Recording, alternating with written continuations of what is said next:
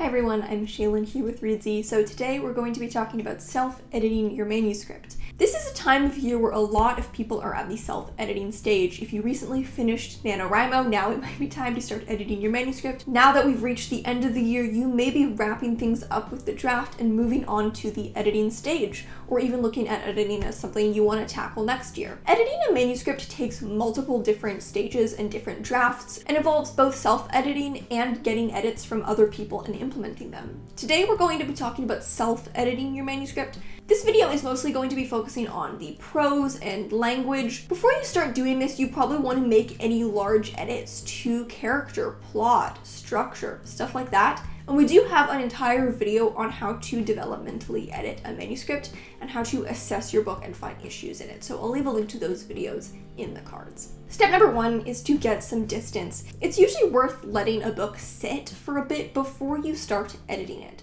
This is because when you've just finished a manuscript, it's really hard to have scope on it and assess it properly. Getting a bit of distance will first of all just allow you a break so you don't end up burning yourself out by working too hard on the same project for too long, and also allow you to come back with fresher eyes. So taking some time off between drafts allows you to come back to the book with a more objective viewpoint, but also allows you time to think over the piece in the off time. You might take a few days to weeks off for a short piece. You might take a few weeks to months off for a novel. There's no set amount of time, just take off whatever amount of time you feel you need. Step number 2, pick a style guide and stick with it. A style guide is basically the set of rules and guidelines that you're following for the formatting and grammar of your manuscript. It includes things like what spellings you're using, how you're formatting numbers, whether you're using the Oxford comma, and other things like that. Most novels use the Chicago Manual of Style, so that's probably the best one to look at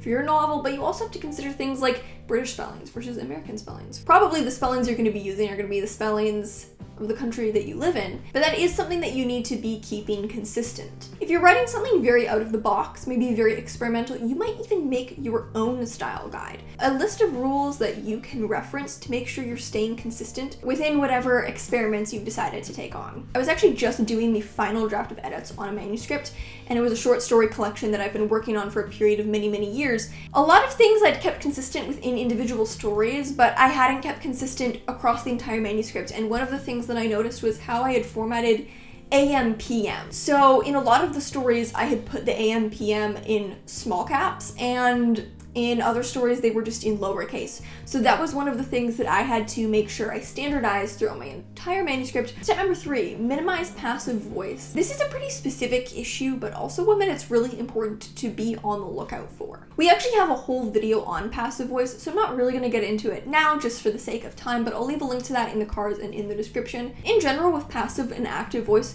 you want to use active voice where possible, and only use passive voice when it's what makes most sense. There are cases where it makes sense to use passive voice, but in general, active voice will be quite a bit punchier. So for example, passive voice would be a sentence like, brains are eaten by zombies. Whereas if we put it in active voice, it would be zombies eat brains. It just has a lot more punch to it because we've put the subject at the front of the sentence rather than the object. Step number 4 is to eliminate as many filler words as possible. Filler words like okay, just, that, very, of, up, down, as well as a lot of extraneous ly adverbs or even extraneous adjectives can really just bog down a piece. You want to try to cut as many as possible so that the strong words in your sentences can really shine. So for example, with a bunch of filler, we might have a sentence like, he only really went in order to see her. If we cut all the filler, it reads as, he only went to see her. Now, only in a lot of cases is actually a filler word, but in this case, it does have an impact on the meaning of the sentence,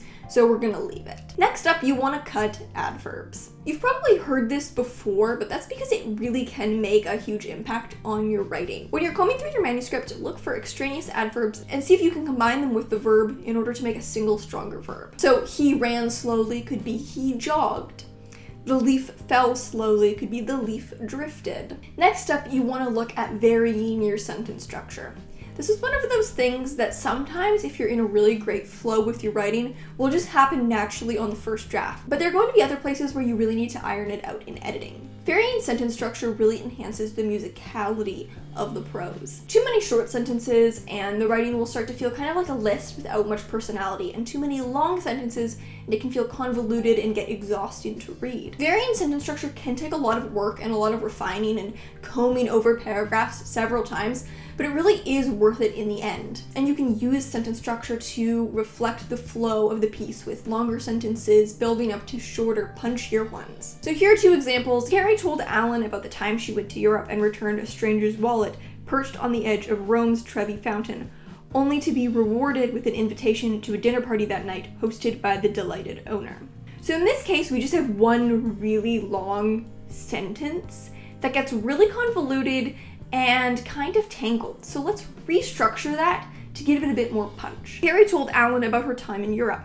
She had returned a stranger's wallet that she found perched on the edge of Rome's Trevi Fountain.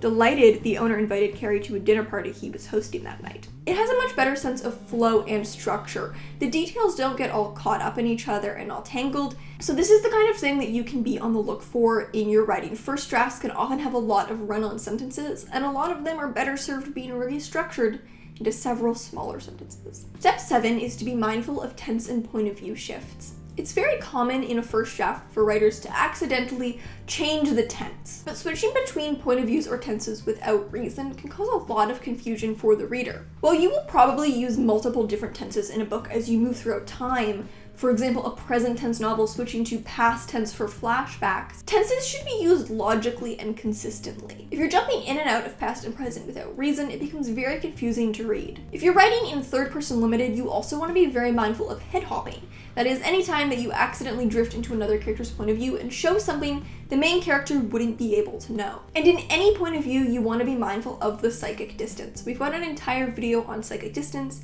that explains what it is and why it's so important. Step 8 is to read it again and again and again. Do multiple drafts. You'll know a piece is pretty much done when you're barely making any edits in a draft. Personally, I never get to a point where I don't do any edits, but it gets down to the point where I'm not really fixing errors.